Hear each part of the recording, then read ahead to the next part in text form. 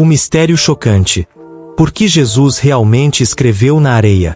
Imagine o calor abrasador e a poeira levantada nas ruas de Jerusalém, durante uma das celebrações mais importantes da cidade, os tabernáculos. No meio da multidão festiva, uma cena chocante se desenrola.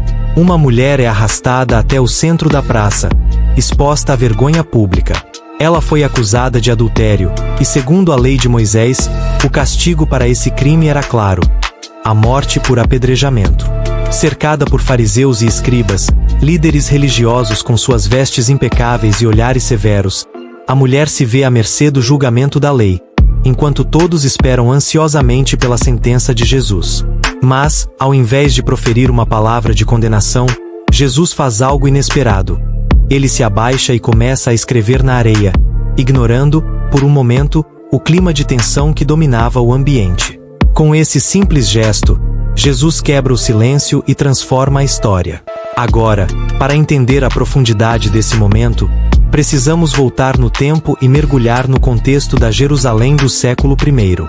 A cidade era um caldeirão de conflitos. O povo judeu vivia sob o domínio opressivo do Império Romano, e a tensão entre a resistência e a busca por um Messias libertador crescia a cada dia. Nesse ambiente, a lei religiosa judaica era muito mais que um conjunto de regras. Ela definia a vida cotidiana, os rituais e a moralidade da sociedade.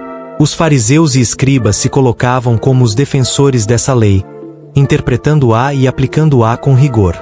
Porém, sua visão muitas vezes se tornava legalista, focada apenas na punição e na aparência externa de santidade, em vez de refletir a compaixão que a lei deveria inspirar. É nesse contexto que a mulher adúltera é usada como um peão em uma armadilha cuidadosamente planejada.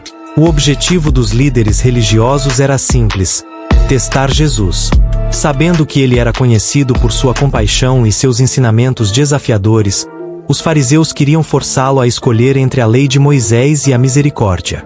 Eles trazem a mulher diante da multidão, esperando que, qualquer que fosse a sua resposta, ele sairia prejudicado. Se Jesus dissesse para cumprir a lei e apedrejar a mulher, poderia perder a imagem de mestre compassivo. Mas se ele a perdoasse, estaria indo contra a própria lei. A festividade dos tabernáculos, também chamada de Sukkot, era uma das mais reverenciadas no calendário judaico.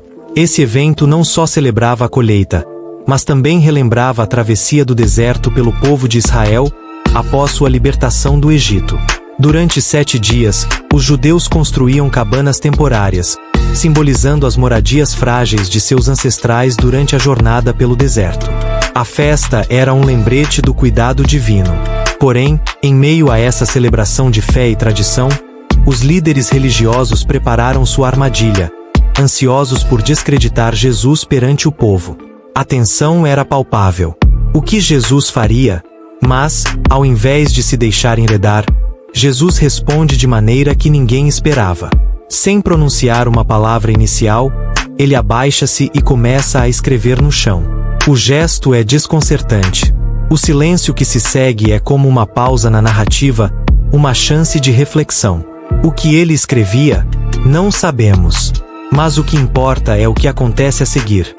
Ao se levantar, Jesus olha para os fariseus e, com serenidade, lança um desafio que mudaria o curso da história.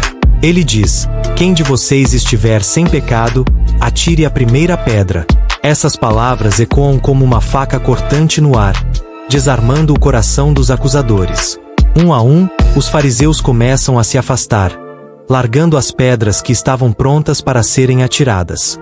A mulher, que minutos antes aguardava sua morte, agora se vê sozinha diante de Jesus.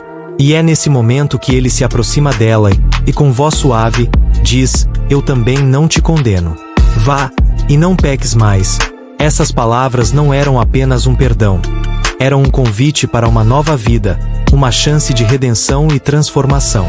Jesus não apenas salvou a vida da mulher naquele dia, ele ensinou ao mundo uma lição eterna sobre compaixão, perdão e a verdadeira natureza da justiça. Essa história nos desafia a refletir sobre como lidamos com a culpa, o julgamento e a misericórdia em nossas próprias vidas. Mais do que um relato sobre o passado, ela ecoa em nossos dias, nos lembrando que o poder do perdão pode transformar não apenas a vida dos outros, mas também a nossa. Se gostou desse conteúdo e quer mais reflexões como essa, inscreva-se no canal e ative o sininho para não perder nenhum vídeo.